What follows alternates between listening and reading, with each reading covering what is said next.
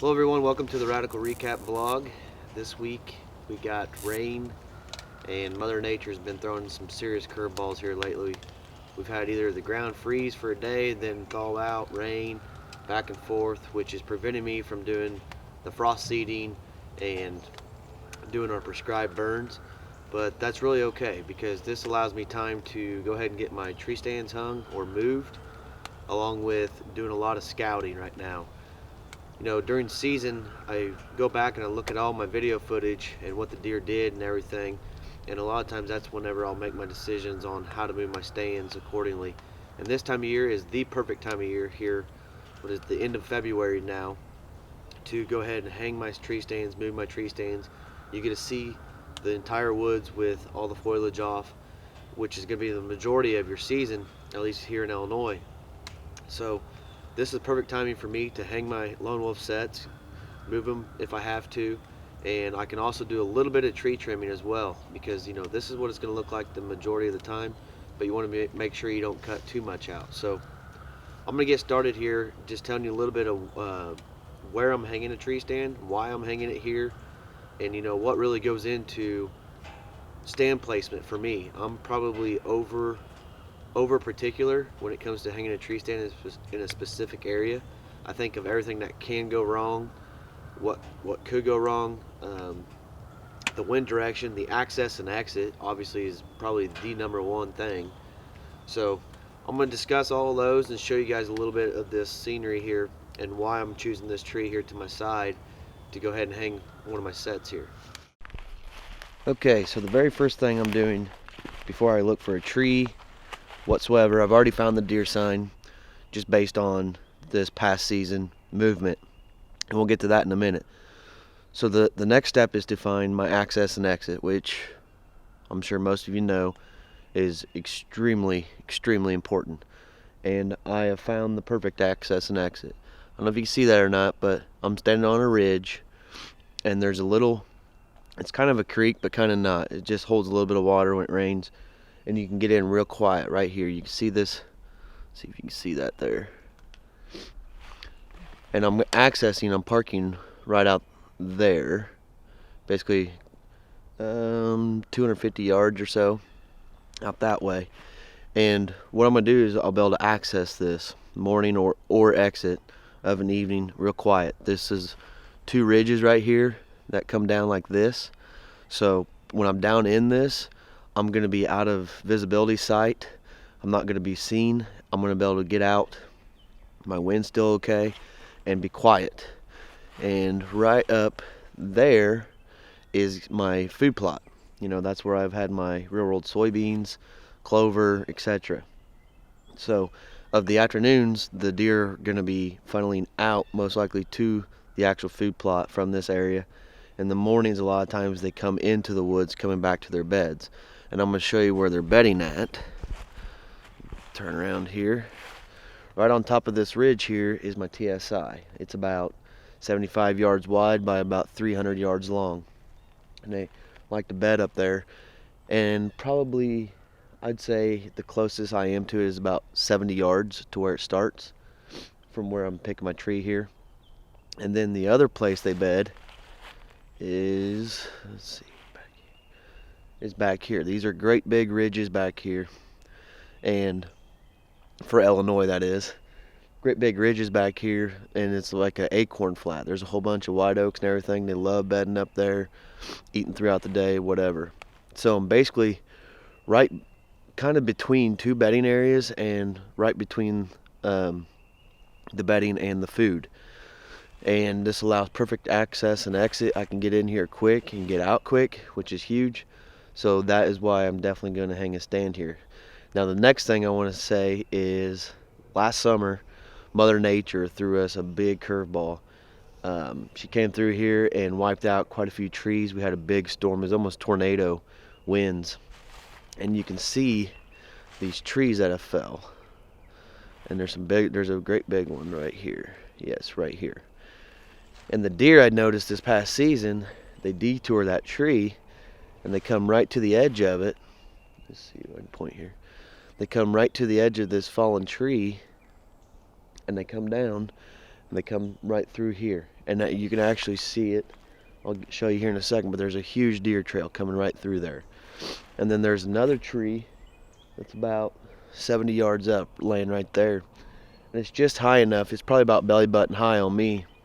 And then the tree has a big fall down part in it, and it's only a 5-10 yard wide gap that they've been crossing over, coming down this to the same ridge. And if you remember the footage of Uno, all 3 different occasions he was coming right through here or coming from here to there. So this should allow me to hunt a perfect northwest wind or a west wind, or even probably pull off a north wind, which typically in the past all my stands are up in that pinch point over there. And what seems to happen is I can hunt any south winds just fine, but on the northern winds, it's really difficult for me to be able to get into there and not bump deer out whenever they come through this pinch, because basically they're downwind and there's really no other way to hunt that. So this is going to allow me a set for the west northwest winds, and that's why I've picked this spot. Now I'm going to show you the tree, why I picked this tree, where it's located, and exactly what I'm going to do as far as height wise and get in there. A huge factor that you don't hear many people ever talk about when hanging their tree stands or doing their scouting for the tree, whatever, is the sun. I mean, you have a sunrise and a sunset. Sunrise in the morning, rises in the east, sunset, it sets in the west. And all it takes is putting your stand the wrong angle, whether you're setting it for a morning or an afternoon sit. This is more so for an evening sit. So obviously the sun's going to be setting in the west, so I want to face my stand a little more to the east so that sun is not glaring in my face. These deer would be walking down this ridge with the sun to their back, and the sun would be in my eyes if I was facing to the west. And that can literally be the entire difference of success or failure. That sun's beaming on you and you make one little movement, it's game over. And especially in our case, when we're trying to film our hunts and everything, you got a lot going on up there. You're trying to get the deer on film, you're trying to grab your bow, you're trying to get everything going and make it happen. So the more concealed I can be up there, the better. And having the sun not in my eyes is, a huge factor. So I'm gonna show you this tree now, and we're gonna get started setting this lone wolf set. So here is the tree. It is a nice white oak. You can see up at the top, it's got a split there. And I'd say that's about 25 feet up to where that split is there.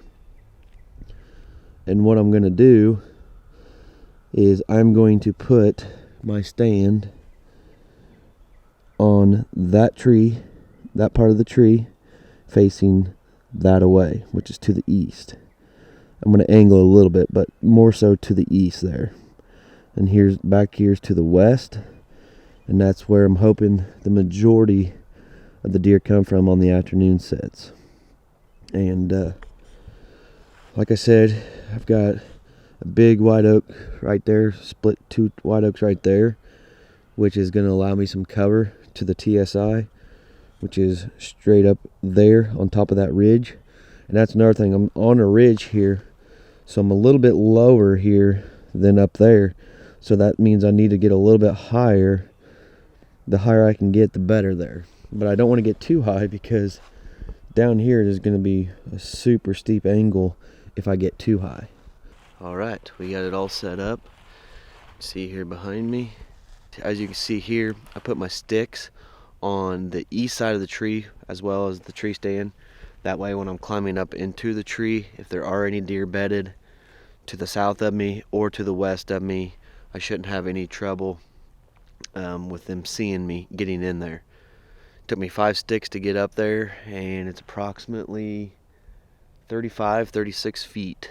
But the other thing I want to mention too, the huge thing I want to mention here is safety. As you can see, every single one of my tree stands, every one, has a safety line.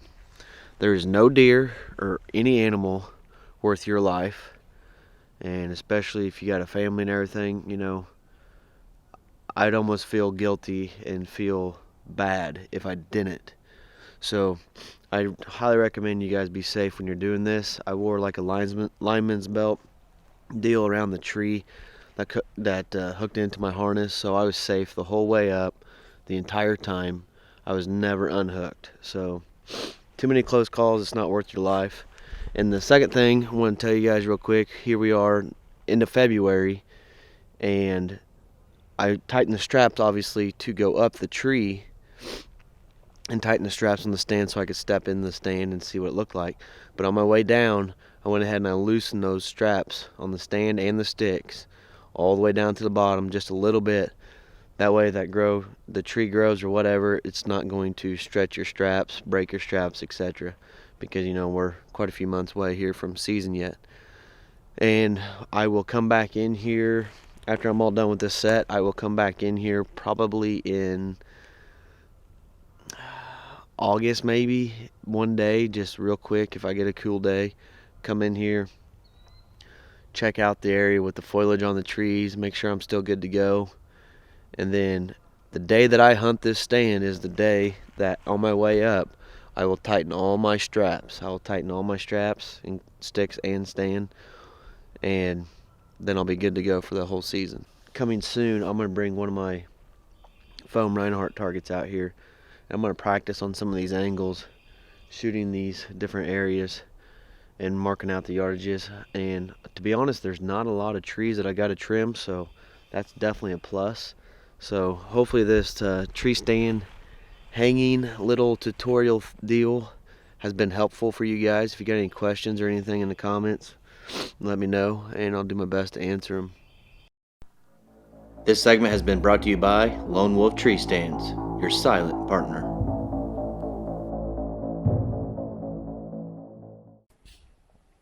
Alright, vlog number 2. And for me, I'm not really out shed hunting yet because you can see we still got a lot of snow. So today what I'm doing is just kind of walking my old logging trails where the loggers were in here.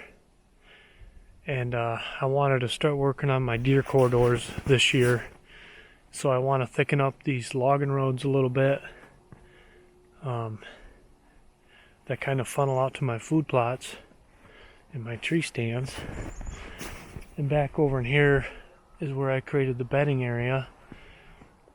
And then back behind me where I was just at, I want to thicken up them woods, create some more natural browse for the deer. Not so much hinge cutting for bedding, but I want to thicken up these logging roads and try to create some more natural browse for the deer.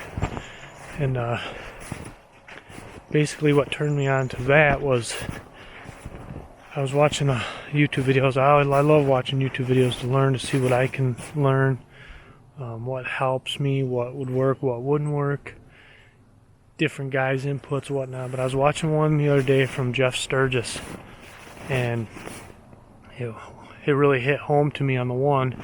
He was talking about keeping your property an inside to out property, which that way the deer are on your property in them crucial months. That way you get a lot more daylight activity. So that's my goal this year. Do a lot more hinge cutting, create some more natural browse where it's not as thick, thicken up these logging roads.